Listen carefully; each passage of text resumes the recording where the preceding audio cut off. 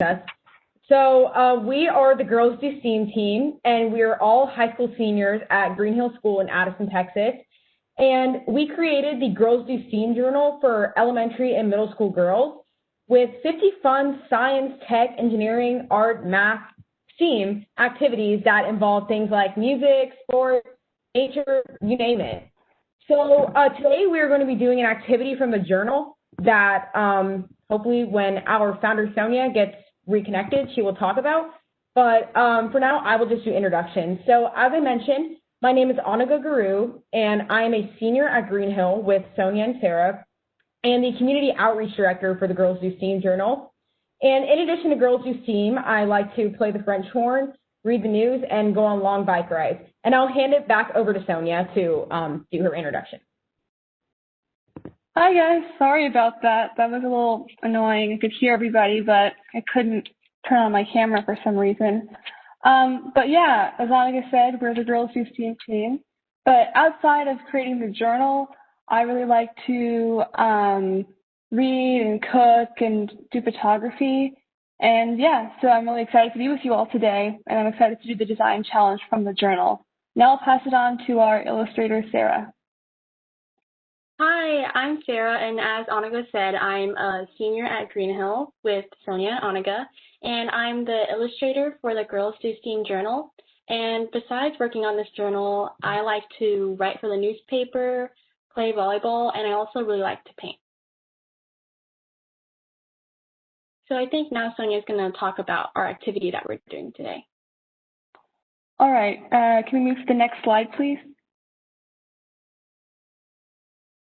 Okay, so today we're going to do a fun design thinking challenge, which basically means you're going to be doing a little bit of problem solving and building a quick prototype.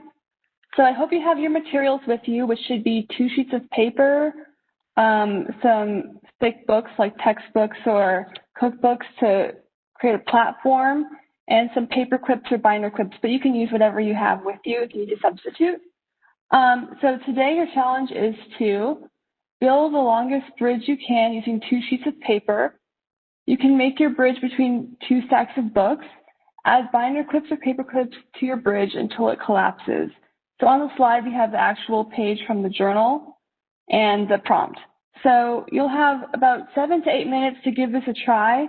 And remember, it doesn't have to be perfect. And while this is going on, Sarah's going to be doing it live, and Anaga and I will be asking some questions. And please feel free to use the chat and Q&A function anytime you need. So let's get started. Ready, set, go. Okay, so hopefully you can see me. I have my little textbook set up here to create like kind of the bridge in between. They're about a foot apart, and I have my 2 sheets of paper here. And I'm going to start folding them, and hopefully you guys are building along.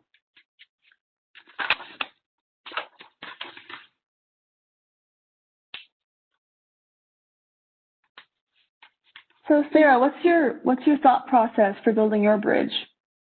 Yeah, so I think I'm going to do kind of like a fan fold. So I'm folding it kind of back and forth like this. So it kind of makes little dips in the bridge.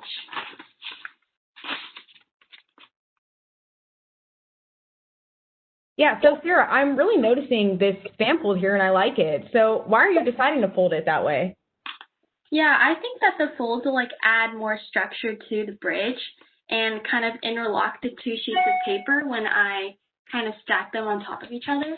And as you can see, there are little rectangles like this, but then when I pull it apart, it kind of forms triangles. Hopefully you can see that. So why are you doing triangles? I just heard that triangles are kind of the most sturdy shape to create a really strong structure. So I think that using triangles in this bridge will be really effective. Wait, no way. I can't believe I didn't think about that. You know, the bridges that I see all over, like the Golden Gate Bridge, they're all based on triangles, and there's a reason why they're really strong. I can't believe I didn't think of that. You know, when I made my bridge, I just made this rectangle folded together with construction paper. But, you know, that's a really cool idea, Sarah. Thank you. And hopefully you can see this is 1 sheet of paper done. You can kind of see the triangle shapes.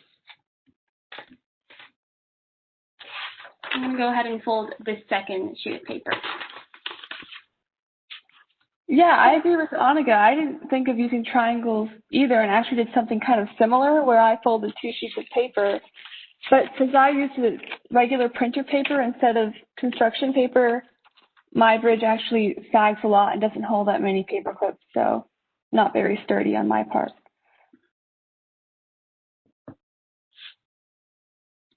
The people at home doing this activity along with us, we want to hear from you. So please feel free to use the Q&A and chat function if you want to share your ideas, what you're doing, what you're thinking, or even if you're lost, please just feel free to contact us now.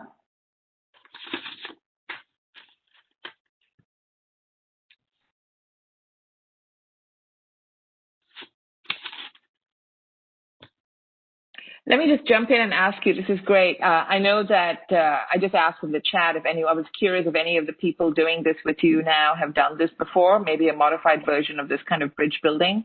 If so, let us know how it worked for you previously and, maybe use different materials. Let us know about that. Yeah, I actually have my 2 sheets of paper folded, and then they're going to kind of stack on top of each other like this. Oh, I see a question in the chat. Where do you put your bridge? Okay, so I have like my 2 stacks of textbooks here. Hopefully you can see that they're about a foot apart. And then I have my 2 sheets of paper, and then I'm going to interlock them and kind of form a bridge in between these 2 stacks of textbooks. So you can just kind of make your own little stacks of textbooks, whatever you have around the house, and you can just build your own design using 2 sheets of paper and just see how it holds up.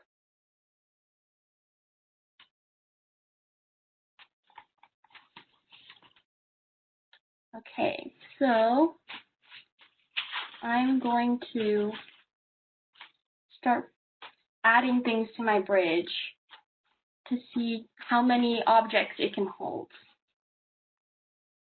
Let me change angles here. Hopefully you can see that.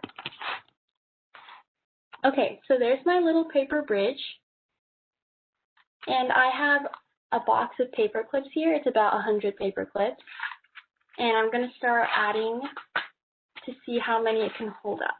So that's 1, 2, 3, 4, 5, 6, 7, 8, 9, 10, 11, 12, 13. It's holding a lot so far. 14, 15, 16, 17, 18. Okay, I'm just going to start going by handfuls here. This is about 5, so that's about 20. 30. It's holding a lot.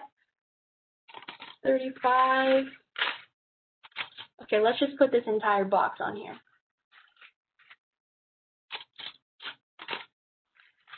It's still holding up pretty well. And if anyone wants to try my design at home, you can see just how sturdy the structure is. It's holding up really well. Let's see. Okay, I ran out of all the paper clips. It's all empty.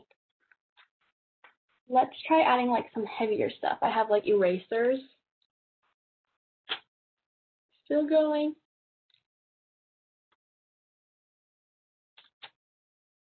Oh my gosh. That's a strong bridge, Sarah. It's very strong.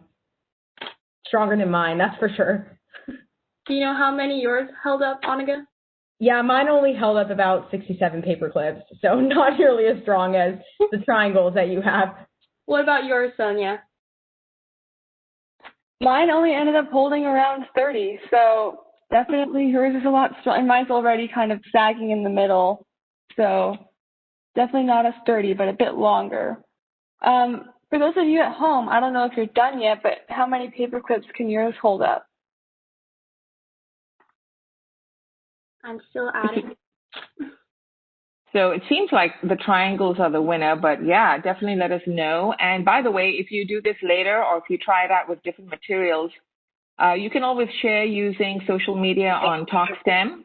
and tell us how yours went. Oh, we have somebody who's, okay, her bridge held up 41. Lina, put in the chat, what's your bridge design look like so we can visualize it. It's amazing how with 2 simple sheets of paper you can do so much. I would not have guessed, Sarah, that you would have been able to hold that much weight, honestly. Yeah, it's a lot. I'm adding more pencils, still holding up. It's still going. Yeah. Well, all right, girls, thanks so much. Did you want to say anything else about your activity or the bridges or anything you want everyone who's watching to know about this activity or the Girls Do STEAM? Yeah, actually, we have another slide here. So I hope you all enjoyed our design thinking challenge today. I know I definitely did. My design, my final product here, could hold over 100 paper clips and some erasers, pencils. And on our screen here, we have some other design example using both printer paper and newspaper on the right. Yeah, and I see in the chat that some people's held up 41. Someone used binder clips and got a big one and a small one. And someone said the printer paper actually worked better, probably because it has less of a bending stiffness. So if you're able to manipulate it a bit more into more sturdy structures. And then mine, actually, I can see if I can show you guys. Sonia, can you explain what you mean by that to respond to Evelyn, who asked why it is that the printer paper worked better for her than construction paper? Why do you think that is? And it's all right not to know, but can we guess as to why it is that the printer paper worked better? Well, I think it's because, well, it depends on the shape you're using, but if you're trying to roll up or fold printer paper, it's much easier than construction paper due to the fact that it has less of a bending stiffness. So it's easier to create sturdy structures such as triangles out of it. However, when Annika and I used a similar design and she used construction paper and I used printer paper, because printer paper is less sturdy, it tended to sag more. So I think it really depends. And I have so it depends on, sorry, but so it depends on, well, I guess there's all kinds of construction paper also, and then your specific design. So it sounds like the two key factors are how bendable it is. Is there anything else that people should think about? Shape and bending stiffness are the two main ones we're addressing here today. And then, Annika, do you have your design? Yeah, so here is my design. I folded like 2 pieces of like cardstock construction paper. And as I mentioned earlier, I used a rectangular design. And like it was a longer bridge, but it wasn't as sturdy. So as you can see, Sonia, Sarah, and I all took pretty different approaches to the challenge. And even though we were using very similar materials to each other, we came out with pretty different results. And now we want to hear from you. I've seen a few things in the chat that some people use like triangles, just like Sarah, and it held up pretty strong. What were other people's design processes like? So yeah, let us know in the chat or the Q&A function. Absolutely. We're going to have to move on. So I hope you all enjoyed it. And definitely you can reach us on, you can share your photos of your designs on Instagram at talkSTEM. And I know Sonia, Sarah, and Annika would love to see. You can also contact them. Here you go, girlsdosteam.com, and they have their email. So if you want to talk to them some more about this design challenge, you can reach them that way.